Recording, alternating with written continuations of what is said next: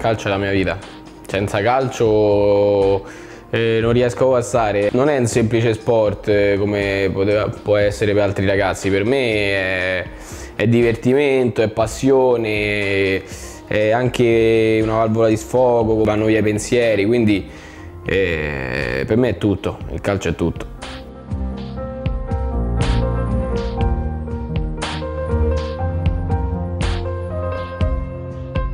A differenza di tanti me l'ha tramandata più mia madre che mio padre, perché mia madre giocava a calcio, ha giocato con la Lazio, è stata pure in nazionale. Da bambino io abitavo vicino Valmontone, la Bico, con mio padre e mia madre. Io comunque volevo giocare a calcio, però mio padre non lo vedeva tanto, anche perché là ci stanno poche società magari gestite male, quindi ha preferito più farmi fare il solito sport che fanno tutti, come la piscina. Poi quando i miei genitori sono separati e sono venuto qua a Roma a abitare a Roma, mia madre subito, appena neanche abbiamo messo piede a Roma, mi ha subito iscritto a una società sportiva che è stata Garbatella.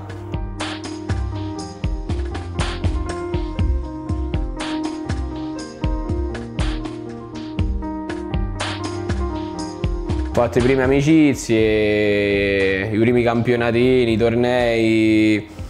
E comunque ero contento, anche perché dopo comunque essermi separato da comunque mio padre e tutto quanto mi faceva un po' distrarre. I primi calci che contavano li ho dati al San Paolo Ostiense, dove poi ho conosciuto tutti i miei amici che ho tuttora, e lì ho vinto diversi campionati, ci siamo divertiti.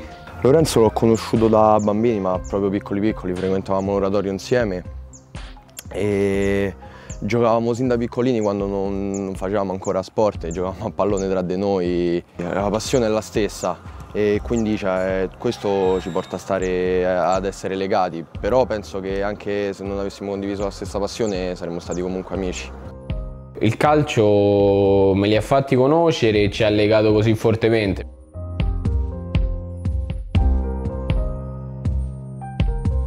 Io da piccolo mi piaceva tantissimo, mi piace ancora Francesco Totti, era il capitano della squadra del cuore, quindi mi ispiravo a lui e vedevo molto come giocava. Lo aspetta Materazzi, Totti si porta quasi in zona tiro, Totti si è liberato, pallonetto, Francesco Totti, un gol pazzesco per il 2-0. Essendo mancino mi ispiravo molto, ne so, a Robben, a Messi, che però è un altro livello, però prendevo spunto, mi piaceva perché comunque essendo mancino guardavo loro,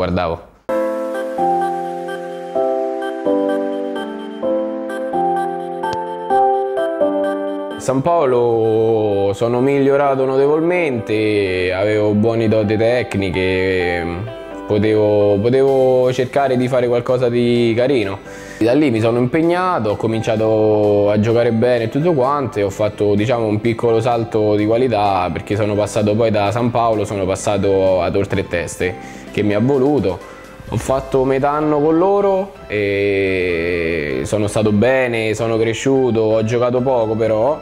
Quindi poi a gennaio ho deciso di andare via e di andare all'Axa, che faceva sempre lo stesso campionato ma nel girone diverso. E all'Axa diciamo che sono esploso, facevo gli allievi elite e da gennaio fino a maggio, cioè solo nel giro di ritorno ho fatto 13 gol. Quell'anno abbiamo trovato il giusto feeling, il giusto attaccamento, giuste motivazioni e siamo riusciti a fare qualcosa di buono, perché poi siamo andati alle fasi finali. In finale abbiamo trovato la Oltre Teste, abbiamo perso in finale, però non abbiamo niente di cui recriminare perché loro erano nettamente più forti, però noi abbiamo fatto un gran campionato e ci siamo divertiti tanto. All'inizio giocavo poco. Ti dico la verità, c'avevo il mister che faceva giocare comunque i suoi vecchi giocatori, poi verso la terza, quarta giornata mi ha messo in campo, ho cominciato a segnare, ogni partita facevo gol e giustamente non aveva modo di togliermi. Il caso ha voluto che poi il mister della prima squadra fu esonerato e il mister della Juniores, il mio mister, passò in prima squadra. E me lo ricordo ancora, mi mise subito lì titolare. Dopo 10 minuti che inizia la partita, mi viene in cross al centro, tiro, gol. Quindi emozione grandissima, perché comunque già è una piccola cosa, però già in Serie D ci sono tantissimi spettatori, quindi segnare davanti a tutti gli spettatori era bello. Poi ero giovane, non ero neanche giovane di Lega, ero ancora più piccolo di quelli che dovevano giocare. Ad aprile-maggio sono risceso giù con la mia squadra juniores perché stavamo raggiungendo un altro obiettivo, ovvero quello dello scudetto, di vincere lo scudetto. Quando le cose partono bene all'inizio te le senti proprio, eravamo uno squadrone unito, compatto, forti veramente. Infatti poi a finale abbiamo vinto 1-0 e abbiamo vinto lo scudetto, quindi ero campione d'Italia, quindi un bel traguardo. È una delle emozioni più grandi tra virgolette della mia carriera calcistica.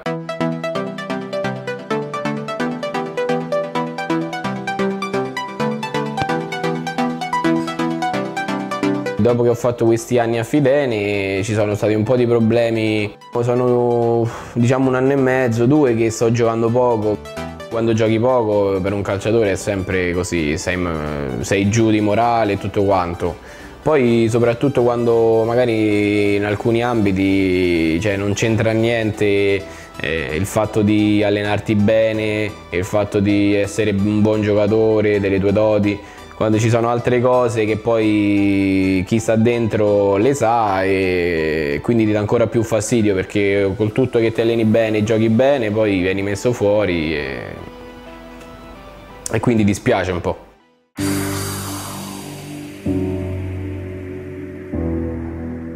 La prima volta che ho messo piede nella Lega Calciotto era 2 anni fa col Super Ciccio. Settimana dopo settimana mi chiamavano, sono venuto a conoscenza che comunque era un campionato, era la Lega Calciotto e ho continuato a giocare con loro. Abbiamo fatto un campionato dove eravamo nettamente i migliori, eravamo una squadra ben attrezzata e diciamo non c'erano squadre al nostro livello. Abbiamo vinto la Serie A2.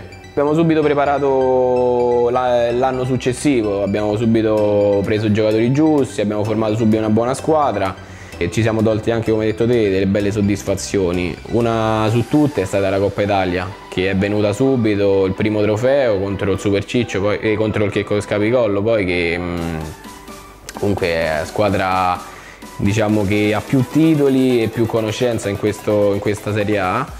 Abbiamo raggiunto anche un altro traguardo, ovvero la finale scudetto, solo che non è andata bene come ci aspettavamo. Hanno vinto per 4-0 poi, che comunque è stato bella tonda come risultato.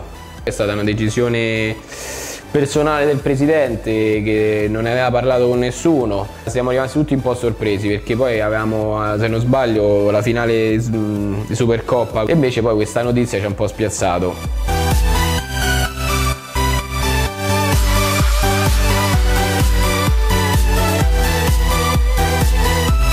Avevo subito parlato con Andrea, me l'aveva fatto sapere perché avevo conosciuto, avevo cominciato comunque a uscirci, avere un legame d'amicizia e me l'aveva accennato così.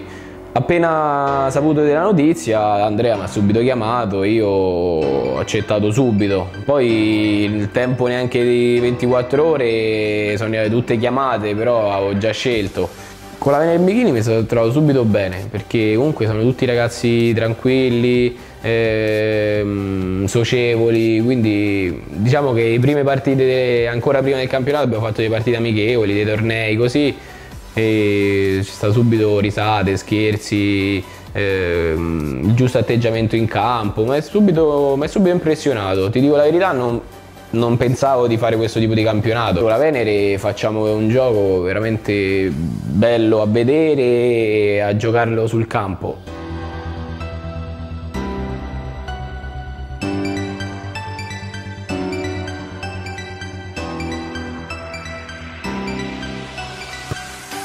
Lorenzo ha un ottimo controllo palla, è veloce, è uno che supera sempre l'avversario, ha un gran piede. È il numero 10 per eccellenza, è mancino, una grande tecnica. La giocata ce l'ha in mente già prima che gli arriva la palla. Lorenzo Principelli a me piacciono tutti i suoi colpi, e a partire dal calcio di punizione o dalla giocata di prima, però una cosa che a me piace particolarmente è quando lui punta l'uomo. Dribbling, la velocità E sì, anche il calcio di punizione, sono esterno, quindi un esterno deve vivere per queste cose del dribbling, puntare l'avversario. Un saluto agli amici di Fanerate e buona Lega a tutti.